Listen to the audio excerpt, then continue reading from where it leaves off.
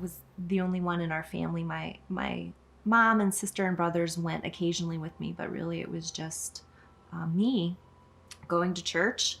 Had a wonderful, I thought, relationship with God.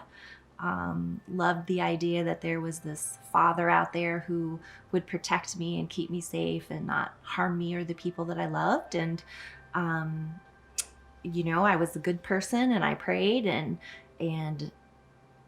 um, all through adolescence, my teenage years, my young adult years, and thought that I was keeping up my end of the bargain, and that God would keep up his by keeping the people that I love safe. In 2002, my beloved brother was killed in a car accident, a drunk driving car accident, and still clung to God through that. And then shortly after Deanna, our first daughter, was born, my sister died in a house fire that destroyed my parents' home, and that was the end for me. Clearly, God wasn't keeping up his end of the bargain, and he either didn't exist or he was out to get me, and so I was done with him. I was raised here locally in northeastern Ohio with two very loving parents and three older sisters, and we were raised Catholic. Gosh, a good part of my story and background has a lot to do with addiction as well, and that background started as early as age 8, but got really bad by 16. And when I walked away from God at 16, I went headlong into my addictions after that, and really had no relationship. Actually had angst for people who believed in God, who went to church. Just really was apart from it altogether.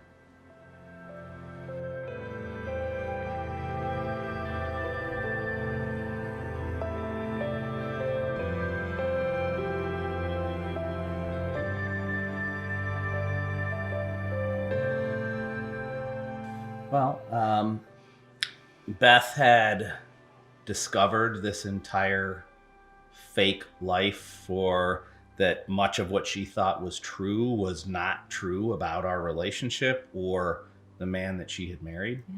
And I had been kicked out of the house and was living at my father's. And Beth came over to my father's one day and said, "Hey, this is too easy without you. If we're going to make this work, or we're going to try and figure this out, you better get back in the house." And so we were collecting my things at my dad's place, and I had a breakdown. yeah. And I had decided that, this whole thing was God punishing me. That for whatever reason, I was put on this earth to not be happy. I was a mistake. He was out to get me. And the way that he was out to get me was he was going to systematically take away every source of happiness. And Greg said, "No," and we collapsed on the floor in your father's office. And he was trying to talk me out of this breakdown, out of this wrong thought process that was going through my head. And then, in a moment, it became clear to me, Beth has survived all of this tragedy. And with all of the things I've done in my life, I should be dead 100 times over. And yet here we both were. And I looked at her and I said, all of the things that I blamed someone else, some other being, God, for in my life, were only survived because of him. And I swore when I was crying and telling her that, I could see God in her eyes. And I said, "We got to go to church tomorrow because this happened." That's what he said on a Saturday. So our friends had told us about this wonderful church on 59 that was new. And I said, "Well, we'll go there. We love our friends and our friends love the church. We'll go there." And we walked right into the Faces of Sin series that they were doing. And Topic was addiction. addiction. From the pulpit, Rick is preaching about addictions of all kinds and how addiction is trying all of these things to fill this hole in your heart and in your soul. And what you need is Jesus. Like, that's the only peg that will fill it. And I remember we're just looking at each other with tears in our eyes going, are you kidding me? At the end of the sermon, he said, if you're a broken human, come see me afterwards. Yeah. And I wanted to test to see if it was true. Right? Beeline. Because I'm broken. I'm as broken as it gets right now. And that's what you said to him. And I said, I'm the most broken I've ever been in my life. I've broken so many things. I don't think I can fix them. And he made me feel welcome. He just took him and hugged him and said, you're in the right place. And we went through membership and we did the financial piece. We were baptized. We were baptized, which was a together really on the cool same day. day. Same day. It's amazing. The struggles continue. There are still days that it feels like, why won't he take this? Right? He's given us so much. God has given us so much.